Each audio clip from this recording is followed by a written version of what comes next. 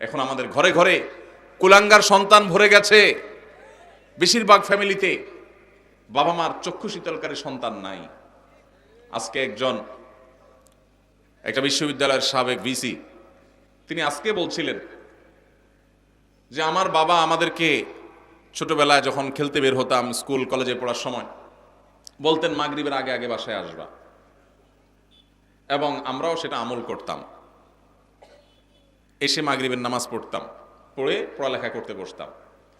আমার ছেলেকে আমি একই কথা বলছি, আমার মনে আছে আমার বাবা কি বলেছেন আর আমি কি রিঅ্যাক্ট করেছি আমি জানি। এখন ছেলেকে বললাম একই কথা, বাবা মাগরিবের আগে বাসায় আসতে হবে। ছেলে আমাকে জবাবে বলছে, কেন বাবা, কেন মাগরিব পর আসতে হবে, ওয়াই? আমার বন্ধু বান্ধব সবাই তো মাগরিব পর্যন্ত খেলে, কই কারোর বাসা থেকে তো এত চাপ দেয় না, তুমি এত জোরাজুরি করো কেন? তো আমি তার কথা শুনে বললাম, আপনার বাবা, ওই ভদ্রলোককে বললাম, আপনার বাবা আপনাকে এত বেশি খাবার নিয়ে পিছনে পিছনে দৌড়াইতে পারে নাই, আপনি আপনার ছেলে পিছনে যতটা দৌড়াইছেন।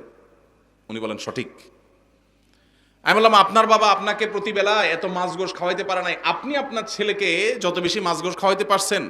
আপনি একটা বিশ্ববিদ্যালয়ের ভাইস চ্যান্সেলর মানুষ, আপনি আপনার ফিনান্সিয়াল ক্যাপাসিটি খুব বেশি হওয়ার কারণে ছেলেকে শহরে রেখে যত তুলতুলে জীবন দিতে পেরেছেন, আপনার বাবা আপনাকে এতটা সুখ দিতে পারেন নাই। কিন্তু আপনার বাবার আপনি অনুগত সন্তান ছিলেন, বাবার চোখ জুড়িয়েছেন, নয়ন জুড়িয়েছেন, অন্তরকে শীতল করেছেন, আর আপনার সন্তানটা কিন্তু আপনার অন্তরকে শীতল করতে পারে নাই। প্রবলেমটা কোথায়? আমরা যারা আমাদের বয়সী যারা আছেন এখানে, বা আরো যারা সিনিয়র মুরব্বীরা আছেন এখানে 45, 50 বা আরো উপরে, আমাদের অনেকের বাবা মা 3 বেলা ভালো করে খাবার দেওয়া আমাদেরকে তাদের জন্য কষ্টকর ছিল। কিন্তু এরপরেও আমরা বাবা মার প্রতি এতটা অনুগত, বাবা মাকে আমরা অনেক ফিল করি, অনেক মিস করি। বেঁচে থাকলেও ফিল করি, আর মরে গেলে আরো বেশি মিস করি, ফিল করি।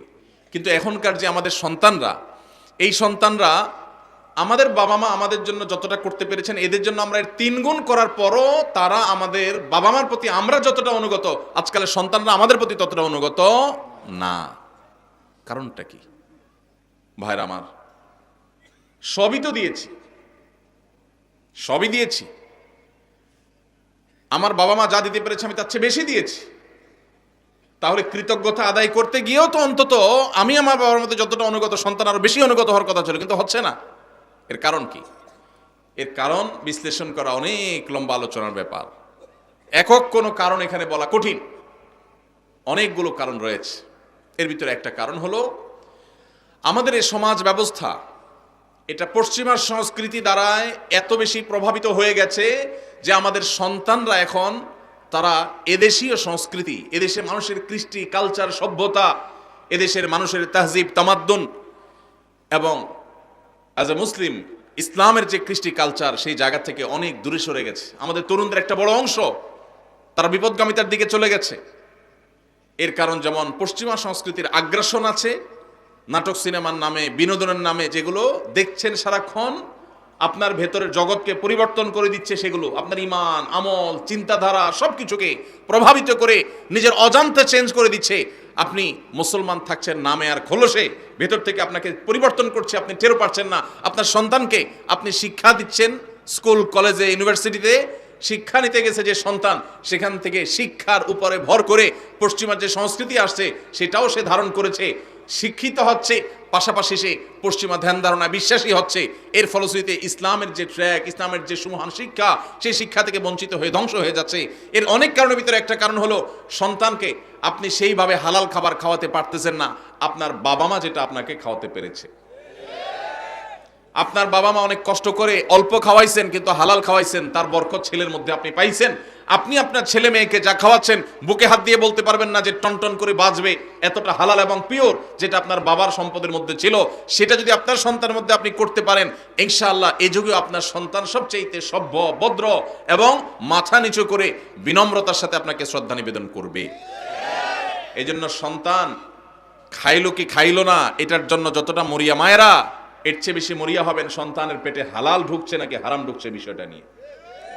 আল্লাহ আমাদেরকে সেই তৌফিক দান করুন।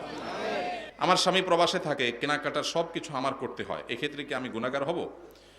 কোনো বোন তার স্বামী যদি প্রবাসে থাকেন, দেশে তার বাজারঘাট করে দেওয়ার মতো কোনো মানুষ যদি না থাকে, তিনি যদি বাজারঘাট করার জন্য, কেনাকাটা করার জন্য যাওয়া লাগে, শরঈ পর্দা মেনটেন করে তিনি যেতে পারবেন, কিনতে পারবেন। তবে যদি অন্য কোনো পুরুষ লোক থাকেন আশেপাশের, যাদের দিয়ে কেনাকাটা কাজটা সারা যায়, তাহলে সেটাই করা উচিত, ওইটাই অধিকতর উত্তম।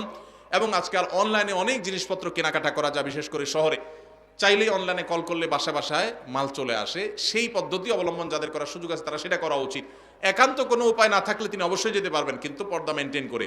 অনেক সময় আমাদের বোনেরা এই সুতা দিয়া, এই উজুহাত দিয়া লাগবে লবণ 1 কেজি, বাজারের এ মাথা থেকে ওই মাথা পর্যন্ত 7 চক্কর তওয়াব দিয়ে ফেলে, আছে না নাই? এই জন্য ইন্নামাল আমালু বিন্নিয়াত। আপনার স্বামী প্রবাসে আছে, বাজারে যাওয়া জায়েজ আছে, হুজুরের কাছ থেকে মাসালা নিয়েছেন, নিয়ে এবার বাজারে বাজারে ঘুরতেছেন অহেতুক। পর্দার সাথে গেলেন না বেপর্দার সাথে গেলেন, তাহলে অবশ্যই আপনি গুনাহগার হবেন। এই জন্য বোনরা আল্লাহকে ভয় করবেন, যতটুকু আপনার না হলে নয় ততটুকু আপনি করতে পারবেন, অবশ্যই পর্দার সাথে।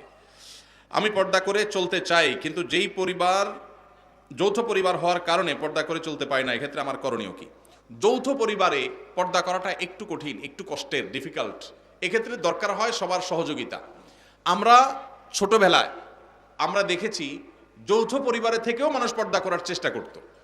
একই বাড়িতে কয়েকজন মানুষ বসবাস করত, কয়েক ভাই আসতেন, সবার স্ত্রী বাসায় আছেন, একই ঘরে এক একটা কক্ষে এক একজন থাকেন।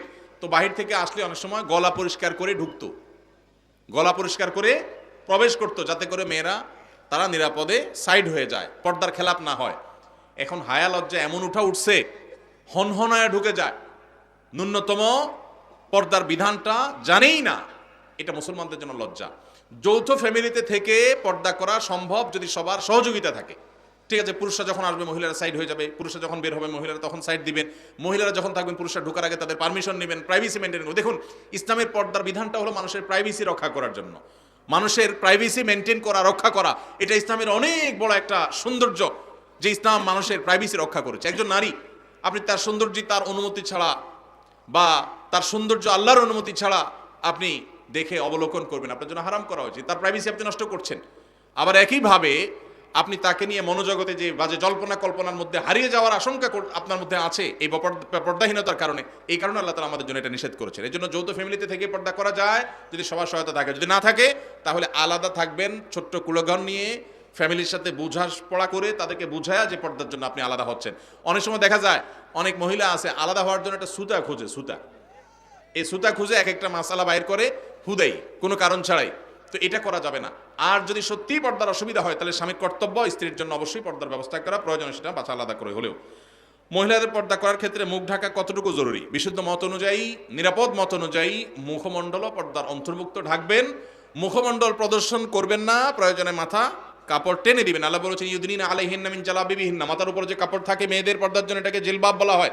আল্লাহ বলেছেন এই জালাবিব তোমরা, তারা মেয়েরা টেনে দিবে। এই যে টেনে দিতে বলছেন এটা কেন? এটাই তো মুখাবয়বকে ঢাকার জন্য। আম্মা জানা আয়েশা রাদিয়াল্লাহু তাআলা বলেছেন হজের সময় আমি যখন নবীজি সাল্লাল্লাহু আলাইহি ওয়াসাল্লামের সাথে হজ করেছি, সেই বছর আমি ইহরামরত অবস্থা মেয়েদের জন্য মুখ উন্মুক্ত রাখতাম। যখনই কোনো পুরুষ চোখের এরিয়াতে চলে আসতো তখন আমি কাপড় টেনে দিতাম। এখান থেকে বোঝা যায় তারাও মেয়েদের চেহারার পর্দা করতেন। এটাই হলো অধিকতর বিশুদ্ধ এবং অধিকতর আপনার নিরাপদ মত। এজন্য বোনরা পর্দা যখন করবেন মুখমণ্ডলও ঢাকার চেষ্টা করবেন, সেটা হবে এ ক্লাসের পর্দা। যারা সেটা করতে পারছেন না, অন্তত শুরুটা করেছেন, অবশ্যই তাদেরকে আমরা অ্যাপ্রিসিয়েট করব।